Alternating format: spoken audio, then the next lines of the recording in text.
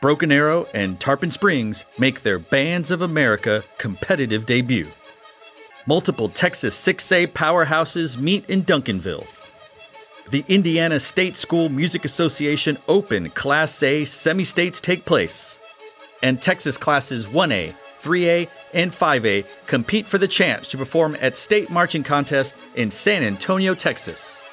As General Effect Media presents This Weekend in Band.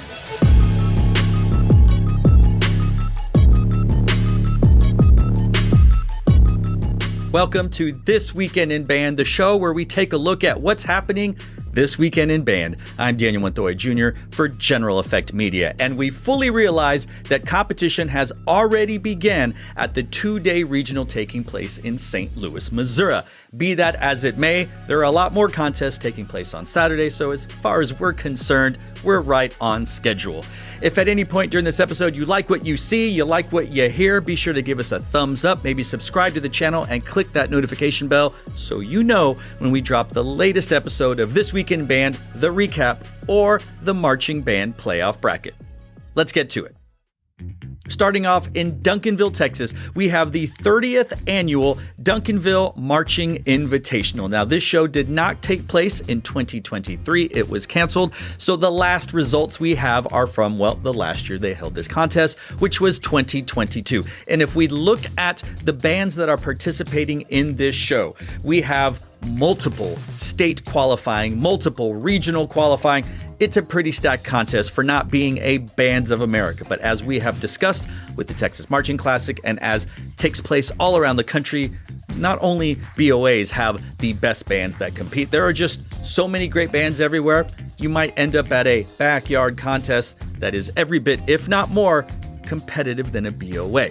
Now, this show is advancing all bands to finals. So everyone's competing, jockeying for not only placements, but performance order as it takes place in the final show. And if we look at the bands that are competing, if we go in performance order, the first name that sticks out to you, Hebron High School, who most recently was third place at the state marching contest. Multiple medalist at the state marching contest, winner at the state marching contest at BOA San Antonio, finalist, medalist, caption winner at Grand Nationals. We could go on and on about the Hebron High School band. They are second on this morning in performance order. If we drop down to South Lake Carroll High School, who is a Grand National finalist, James Martin High School, who is a Super Regional finalist and was sixth place at this show in 2022, Wiley High School, who is a state marching qualifier, Keller Central High School Band, who is a Super Regional finalist, Lake Ridge Eagle Marching Band, who was a regional finalist and was fourth 2 years ago,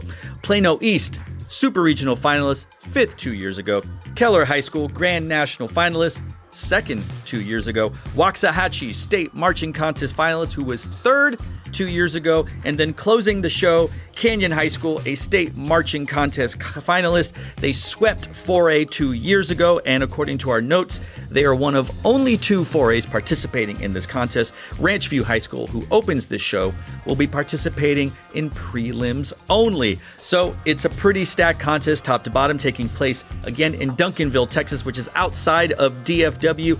I don't think it's a stretch for us at General Effect Media to predict that Hebron High School will more than likely win this competition, perhaps sweeping all captions in prelims and finals, but do not be surprised if there are some split captions amongst other Dallas-Fort Worth area bands competing in 6A. We're excited to see how DMI takes place, and guess what? Your boy is going to be there, so if you see me, say what's up, dap me up, all that good stuff, and tell me how awesome or not awesome our reviews have been for your band.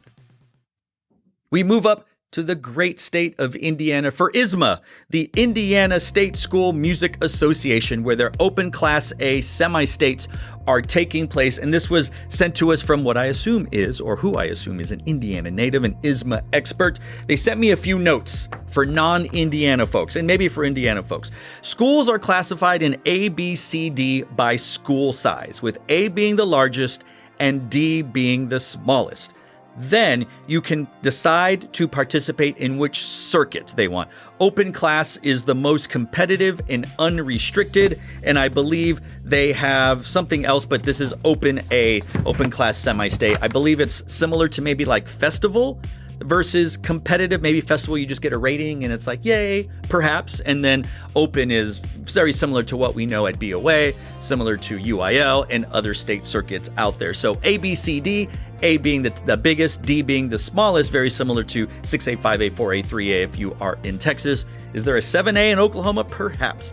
Now, according to these notes, Lawrence Central, for those of you that remember, is Lawrence Township. They alternate years of being referred to as Lawrence Central and Lawrence North in ISSMA because they came together and became the marching pride of Lawrence Township.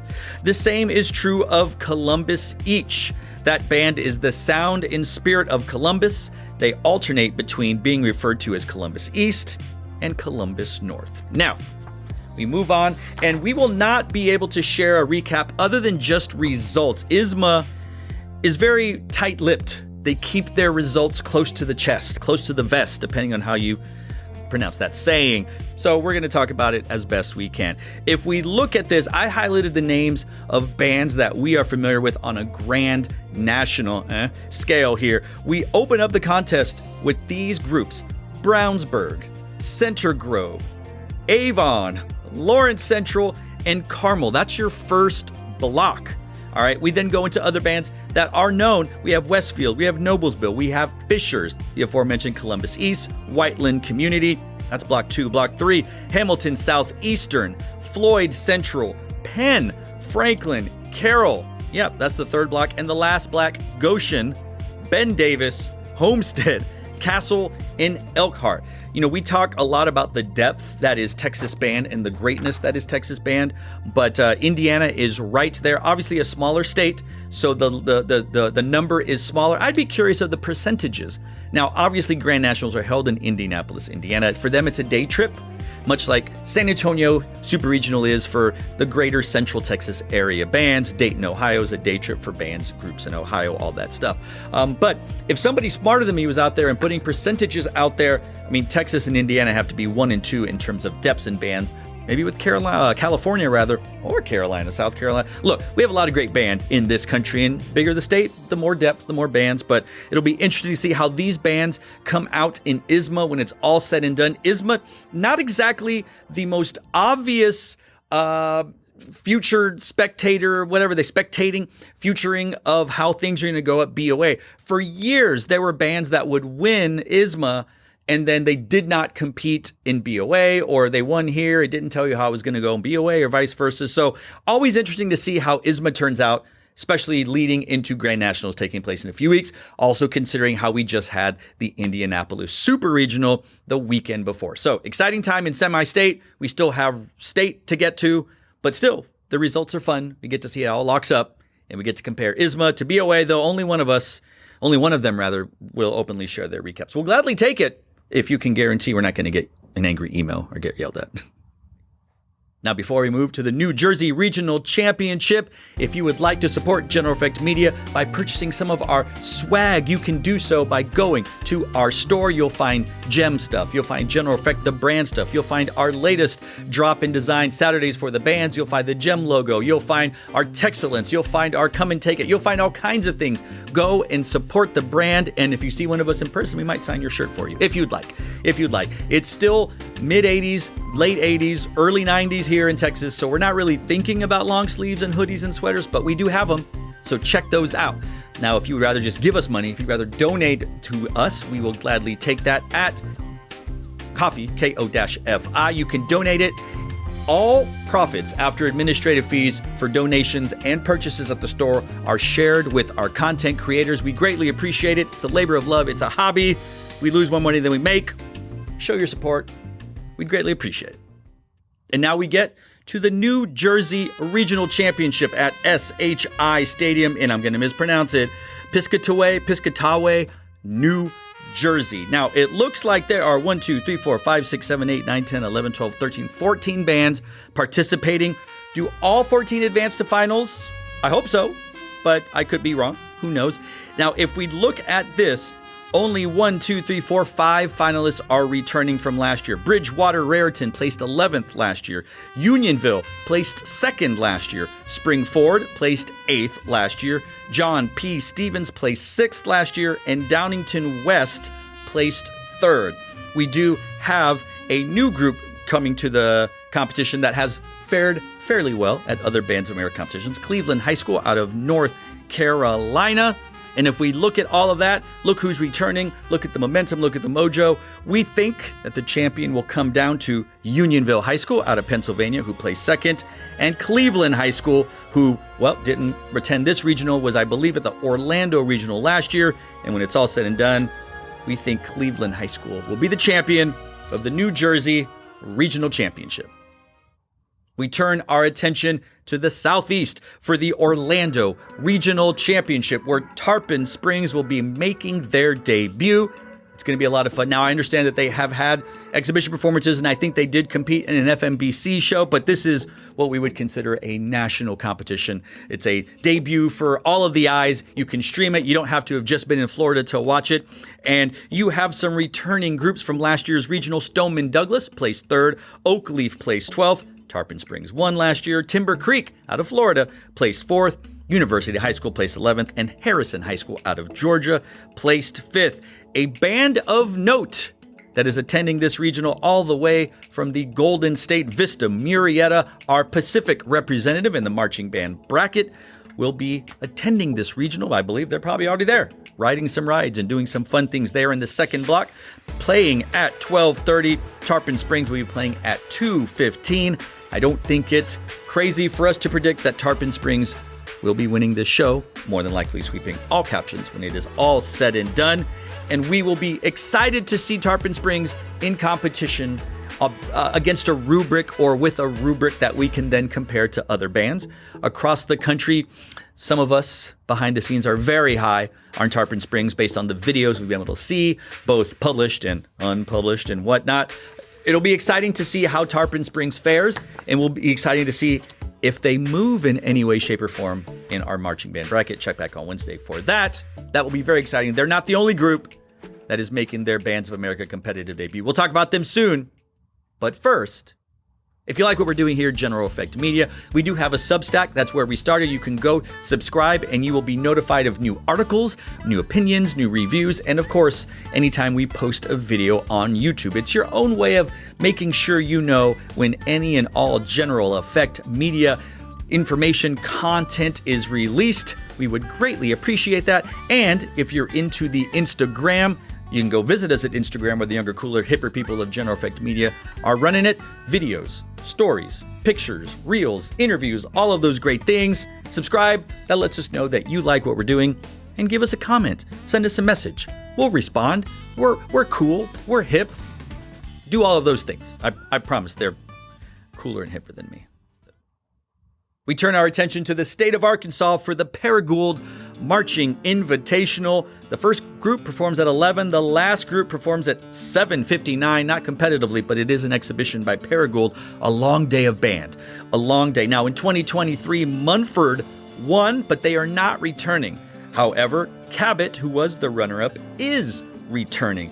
We don't know enough about a lot of these bands to give you these are like this, these are like that, but they have bands out of Tennessee, they have bands out of Mississippi, and of course they have bands out of the state of Arkansas. A lot of these groups you've heard of from making finals at Bands of America or other state championships and whatnot. The aforementioned Paragould High School, Cabot High School, DeSoto Central High School, Arlington High School, Rivercrest High School. I think I mispronounced their name a few times on there.